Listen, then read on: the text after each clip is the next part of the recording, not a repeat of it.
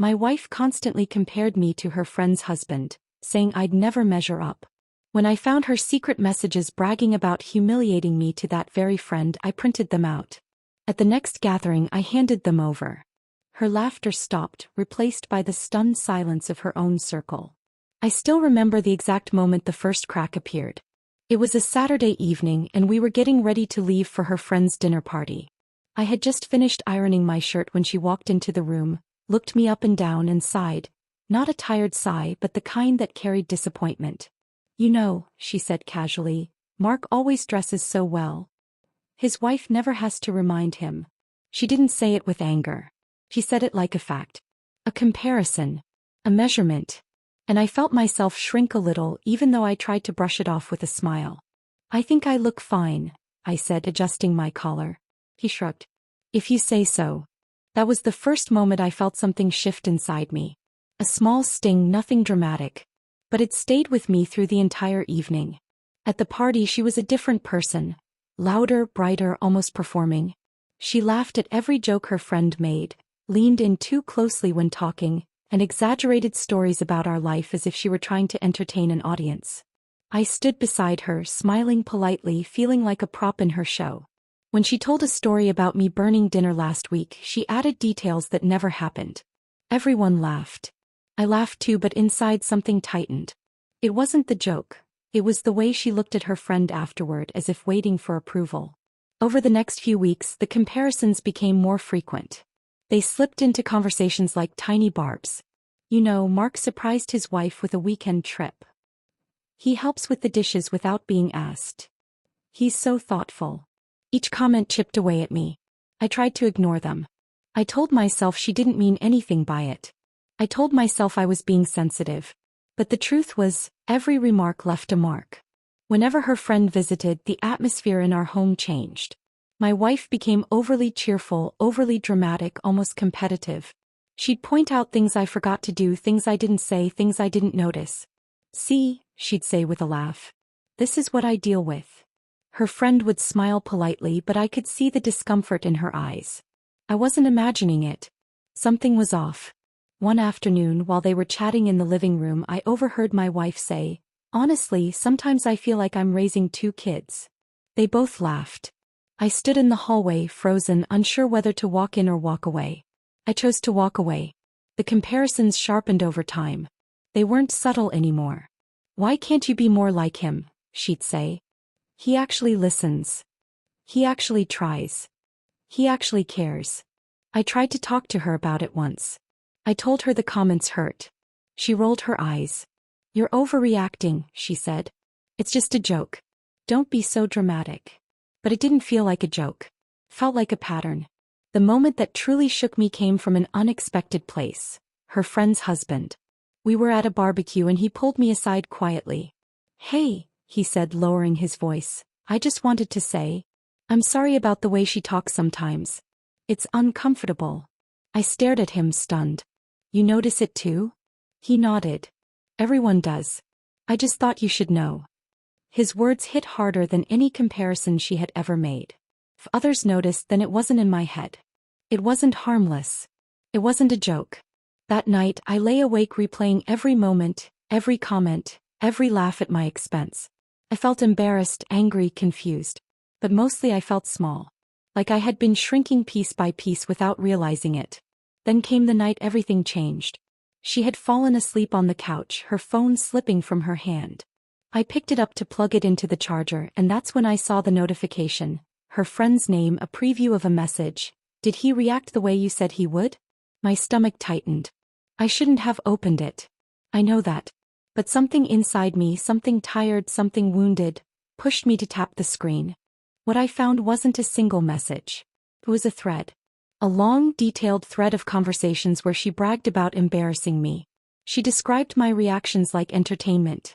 She mocked my efforts to impress her. She exaggerated my mistakes. She even wrote, "He's so easy to humiliate." I almost feel bad. Almost. I sat there staring at the screen, feeling the ground shift beneath me. Every joke, every comparison, every laugh suddenly made sense. It wasn't accidental. It wasn't harmless. It was intentional. She enjoyed it. She enjoyed making me feel small. I scrolled through message after message, each one cutting deeper than the last.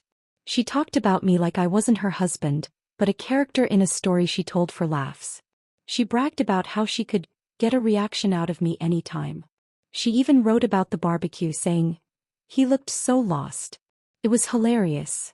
I felt something inside me break. Not loudly, not dramatically, but quietly, like a thread snapping after being pulled too tight for too long. I put the phone down gently, afraid it might shatter if I held it any longer. I looked at her sleeping on the couch, peaceful, unaware of the storm she had created. In that moment I made a decision, not out of anger but out of clarity. I needed proof. I needed the truth in my hands. I needed to stop pretending everything was fine. So I picked up her phone again, opened the messages and began to take screenshots. My hands shook but my mind was steady. I saved every conversation, every line, every cruel joke. I transferred them to my computer, printed them out and placed them in a folder. A simple folder. A folder that held the truth she never expected me to see. And as I slid the last page inside, I felt something I hadn't felt in months. Strength. Quiet, steady strength. The kind that comes when you finally stop ignoring the cracks and start seeing them for what they really are. I closed the folder slowly, letting the weight of the printed pages settle into my hands.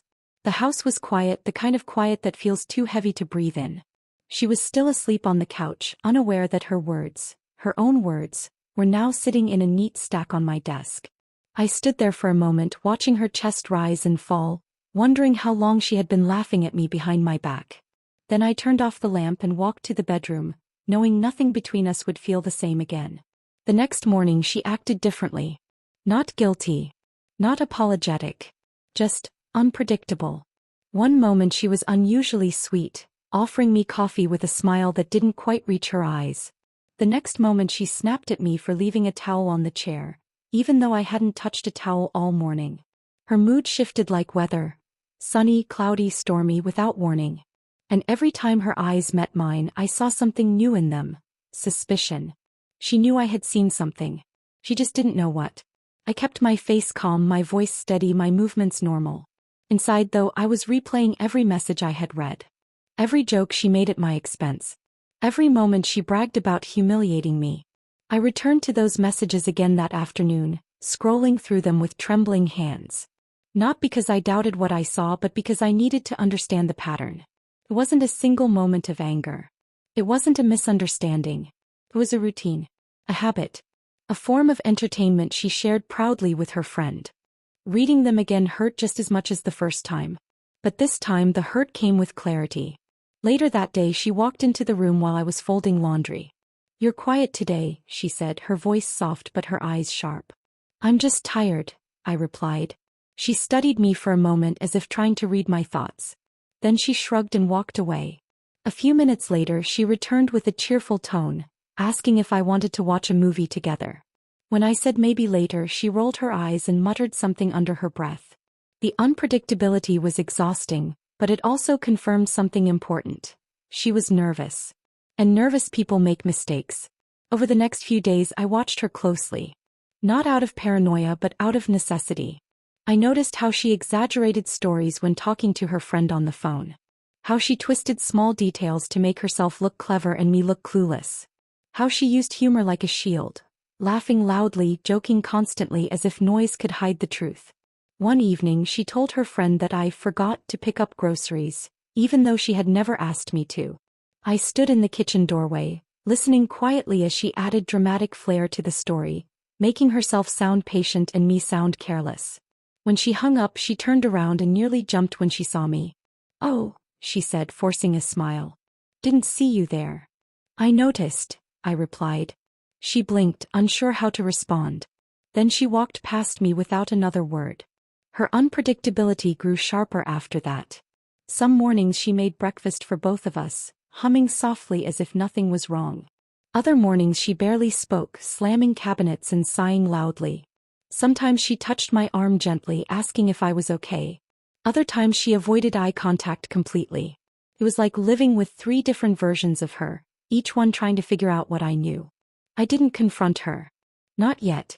I needed more than anger. I needed certainty. So I confided in someone I trusted. My older sister, Emily. She had always been the calm one in the family, the one who listened without judgment. When I told her what I found, she didn't interrupt. She didn't gasp. She didn't rush to give advice. She just listened. When I finished, she placed her hand on mine. "You didn't imagine this," she said gently. "And you don't deserve it." Her words steadied me in a way I didn't expect. I had been carrying the weight alone, unsure if I was overreacting, unsure if I was reading too much into things. Hearing someone else acknowledge the cruelty gave me strength I didn't know I still had. "Whatever you decide to do," she continued, "do it with dignity. Don't let her drag you into her games." I nodded, feeling a quiet resolve settle inside me. The next few days were a blur of observation and preparation. I watched her closely, noting every shift in her tone, every exaggerated story, every moment she tried to act normal. I printed more messages, organizing them by date, highlighting the ones that showed clear patterns. I placed everything into a single envelope, simple, plain, unassuming. One evening she walked into the room while I was sealing the envelope. "What's that?" she asked, her voice too casual. "Just something for the gathering this weekend," I said. She froze for a split second, barely noticeable but enough. "Oh," she said, forcing a smile. "Right. That." She walked away quickly, her footsteps uneven. That night I rehearsed what I would say. Not a speech. Not a dramatic confrontation. Just the truth. Simple, steady, undeniable. I practiced staying calm, keeping my voice even, refusing to let anger take over. This wasn't revenge. This wasn't payback. This was clarity. This was dignity. This was the moment she created herself. The morning of the gathering she was unusually quiet. She moved around the house slowly as if walking on thin ice. She asked twice if I was feeling okay. She asked once if we really needed to go. She even suggested we stay home and have a nice evening together. But I had already made my decision. As we walked out the door, I slipped the envelope into my jacket pocket. It felt heavier than paper should feel. Heavier with truth. Heavier with everything I had ignored for too long. She glanced at me as we got into the car, her expression unreadable. Part worry, part irritation, part something else entirely. She didn't know what was coming. But she knew something was coming. And for the first time in a long time I felt ready. The moment we stepped into the backyard I felt the shift in the air. The grill was already smoking, the scent of seasoned chicken drifting through the warm afternoon breeze. String lights hung across the fence, glowing softly even though the sun hadn't fully set. 6, maybe 7, people were scattered around the patio, chatting, laughing, sipping drinks. It should have felt casual, familiar. Instead it felt like walking onto a stage. She slipped into her performance mode instantly. Her shoulders straightened, her voice lifted, and her smile stretched wider than it had all week. She greeted everyone with exaggerated warmth, hugging her friend a little too tightly, laughing a little too loudly. I watched her from a few steps behind, the envelope in my jacket pocket pressing against my ribs like a heartbeat. "Look who finally made it," her friend called out, waving at me. I forced a polite smile. Traffic was slow. My wife chimed in before I could say more. "He always blames traffic," she said with a playful roll of her eyes. "Even when we're walking." Everyone chuckled. I didn't. She glanced at me quickly, checking my reaction. I kept my face neutral. That seemed to unsettle her more than if I had snapped back. We joined the group near the patio table. Drinks were passed around, the grill hissed, and the conversation flowed easily. But beneath the laughter I felt a quiet tension humming between us. She stayed close to her friend, whispering little comments, glancing at me, then laughing as if sharing a private joke. I stood near the cooler, pretending to look for a drink I didn't want. My hands were steady but my chest felt tight. I wasn't nervous about what I was going to do. I was nervous about how she would react when her mask finally slipped. A few minutes later she called out, "Hey everyone, you have to hear this." Her voice carried across the yard, bright and confident. I turned slowly. She was already launching into a story, one I recognized instantly. A story she had exaggerated in her messages. A story she had twisted into a joke at my expense. "So last week," she began, placing a hand dramatically on her chest, "he tried to fix the sink. And guess what happened?" Her friend leaned in. "What?" "He flooded the whole kitchen," she said, laughing loudly. The group laughed with her. Except me. I hadn't flooded anything. The pipe had been loose when I found it. I tightened it. That was all. But she retold it like a comedy routine, adding details that never happened, painting me as clueless, clumsy, helpless. She was in her element, animated, glowing, feeding off the attention. I felt the envelope in my pocket again. Warm. Heavy. Ready. She kept going, adding more flair, more exaggeration, more digs. I swear, she said, wiping imaginary tears from her eyes. Sometimes I think he does these things just to keep life interesting. Her friends laughed again. But this time something shifted. Her friend's husband glanced at me with a tight expression, the same look he'd given me at the barbecue weeks ago. Another guest looked down at her drink, uncomfortable. The laughter wasn't as full as she expected. She noticed. And she pushed harder. "Oh, come on," she said, nudging her friend. "You know what I mean. Some men just need extra guidance." That was it. I stepped forward, calm and steady. "Actually," I said, my voice even, "I brought something for you." She froze mid-smile. "For me?" "For all of you," I said. The group quieted. The grill crackled in the background. A soft breeze rustled the leaves overhead. I reached into my jacket and pulled out the envelope. Her eyes widened, not with understanding but with fear. She recognized the shape, the thickness, the color. He knew. I handed the envelope to her friend. "You should read these," I said quietly. "They're messages. From her." My wife stepped forward quickly. "Wait, hold on." But her friend had already opened the envelope. The first page slid out. Then another. And another. The backyard fell silent.